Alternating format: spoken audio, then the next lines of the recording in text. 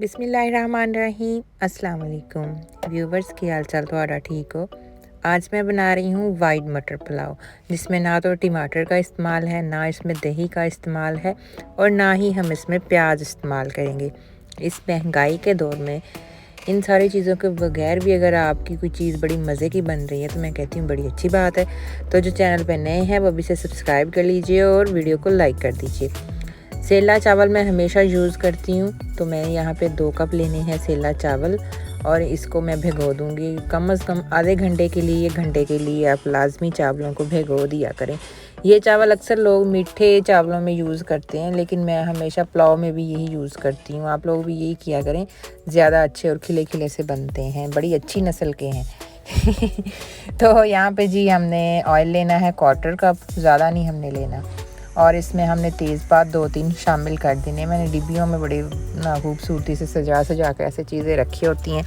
अच्छा जी, खड़े मसाले में हमने पहले तो जी 2-3 मैंने कश्मीरी मिर्चें डाल दी हैं, ये आपकी मर्ज़ी है, बेशक स्किप कर दें। 1-2 इसमें आप जो है बादियान के फूल शामिल कर दीजिए और इसमें 2-3 गोल वाली जो रेड मिर्चें हैं वो इसमें ऐड कर दीजिए और जायफल या जलवतरी इन दोनों में से एक चीज़, एक हाफ़ पीस शामिल कर दें। क्लोव इसमें 5-6 शामिल कर दें और हरी इलायची इसमें 5-6 शामिल कर दें।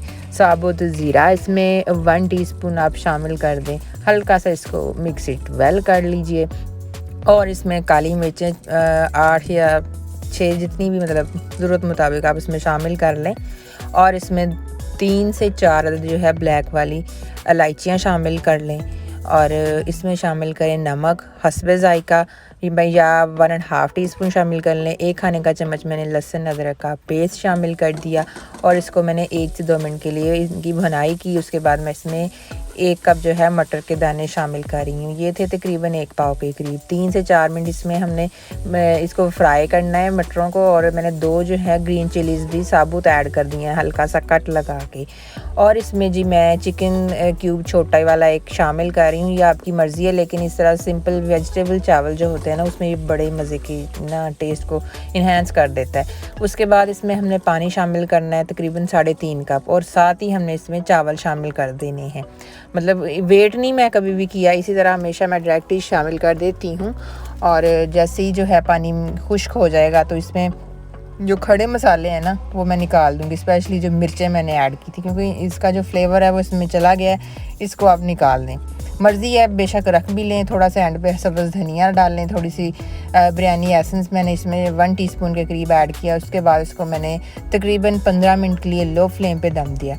और यहाँ पर साइड डिश में जो है आलू की टिक्कियाँ बनी पड़ी थी, तो मैंने कहा चलो भी बेसन लगा के उनको भी फ्राई कर लेते हैं। तो इस तरह के चावलों के साथ तो ये खाने का तो मैं कहती हूँ अपना एक अलग ही मज़ा है ना।